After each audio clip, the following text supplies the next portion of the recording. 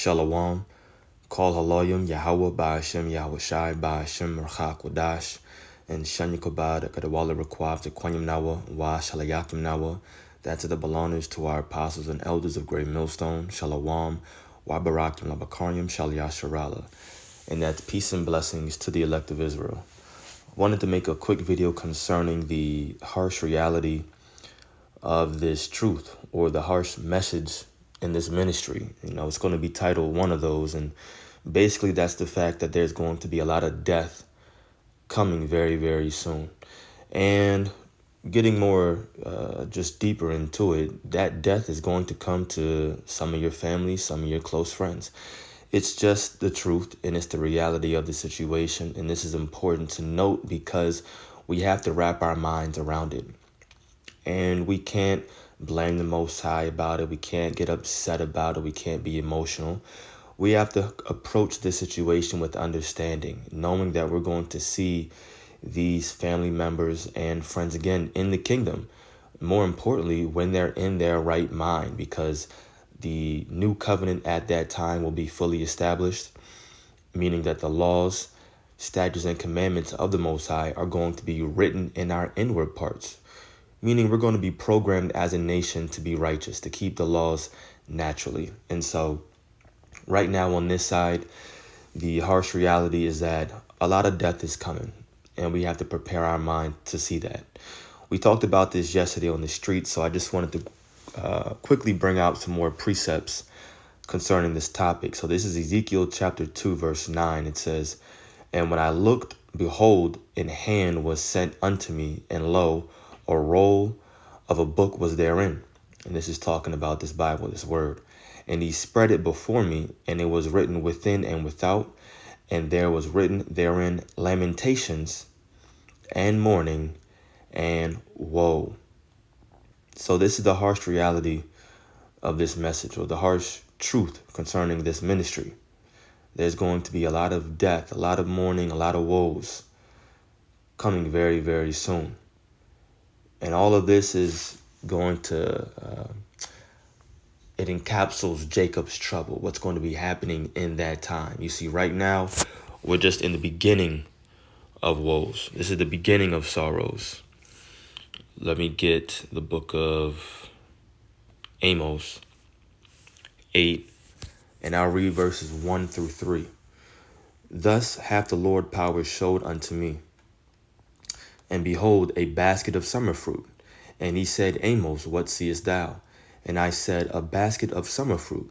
Then said the Lord unto me, the end is come upon my people of Israel." So that basket of summer fruit represents the entire nation of Israel.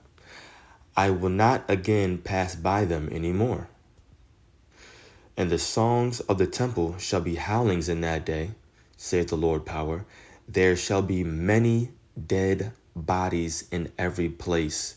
They shall cast them forth with silence." And this is a narrative that's also going to be played out in these end days very soon.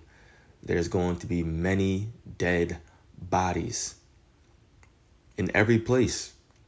That's globally, but especially here in America, especially here in Babylon the Great.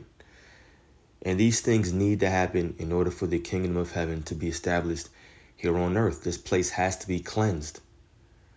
So we can't get upset about it. We can't get emotional. But we have to be thankful and grateful that the Lord gave us this understanding so that we can wrap our minds around the reality of this situation, around this harsh message, so that in that day we're not bugged out. Because let's be honest, like I mentioned yesterday, a lot of us in this ministry, we haven't seen someone get shot in their face, shot in their head, and they're right in front of you. We've never seen it. Now, I know I haven't, but right now that I have this truth and I'm grateful for it, I can kind of say, you know what? I know this is coming. Let me prepare my mind to see these types of images. Let me prepare my mind for this reality. And we're going to be shook, but ultimately the Spirit of the Lord is going to come upon us and keep us calm, relaxed, collected, and stable in that day. This is the book of 2nd Ezra 9, and I'm going to start reading at verse 10. It says, "For such as in their life have received benefits and have not known me." This is referring to the wicked of our people. "And they that have loathed my law while they had yet liberty, and when as yet place of repentance was opened unto them, understood not, but despised it." They despised what? This grace period, the mercy of the Lord, this time of repentance. So verse 12 says, "The same must know it after death by pain." What is the it right there in verse 12? The same must know it. They must know that repentance was open unto them. They must know that they despised the word of the Lord, that they forsook his ways, that they mocked his prophets, that they didn't take their grace period with much reverence. So they're going to know all of this by a painful death. That's what that's saying. Now verse 13, "And therefore be thou not curious how the ungodly shall be punished, and when, but inquire how the righteous shall be saved, whose the world is, and for whom the world is created." Right? So we have to have our mind on what? Salvation, being delivered, building up our spirits and increasing our faith so that we can stand strong and be stable in this day. Verse 14, "Then answered I and said, I have said before, and now do speak." And this is the point that I wanted to bring out in this chapter. "And will speak it also hereafter, that there be many more of them which perish than of them which shall be saved." This is an end time prophecy. "There be many more of them which perish than of them which shall be saved." Hence, 1/3 versus 2/3. The 1/3 out of the nation of Israel has been predestined to receive salvation. 2/3 of our people have been predestined to be destroyed. That's the message. It's a big message concerning our nation as it relates to the topic of salvation. 2/3 of our people are going to be destroyed. We're going to see a lot of death in these coming days very soon. The Passover is coming up in exactly a week, next Sunday at evening. And who knows what could happen after the Passover? We'll see. But I'm expecting some grave situations. The last precept that I have is Revelation chapter 14, and I'm going to read the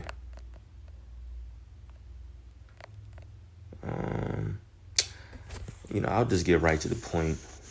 I'll just get the last verse. This is concerning these end days as well.